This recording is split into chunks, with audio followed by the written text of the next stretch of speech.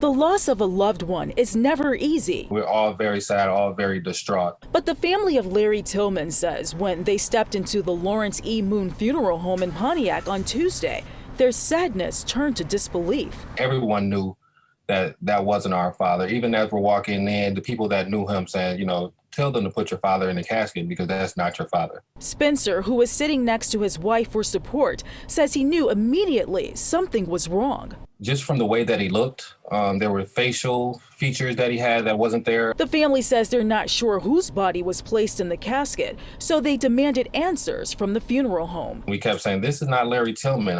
Is there some type of mix-up? Spencer says despite their doubt, they proceeded with the funeral and burial. We proceeded with the funeral the best way we could. With what we knew from what they were saying at the time, we proceeded with the funeral best that we could. No, we did not mourn. We didn't cry.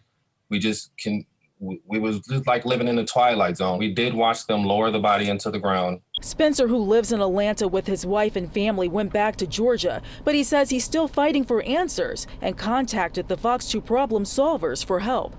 Fox 2 contacted the funeral home and we received a statement from their attorney, which reads, "The allegations are false, malicious, and not true. We investigated the allegations and absolutely not true."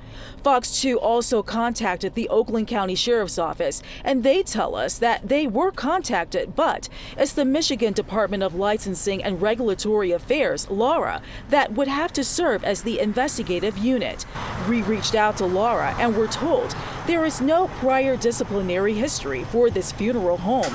There is an open investigation associated with this license. It is not related to the wrong body in the casket. We cannot comment further. The Tillman family says they won't give up and are reaching out to an attorney to help them find closure.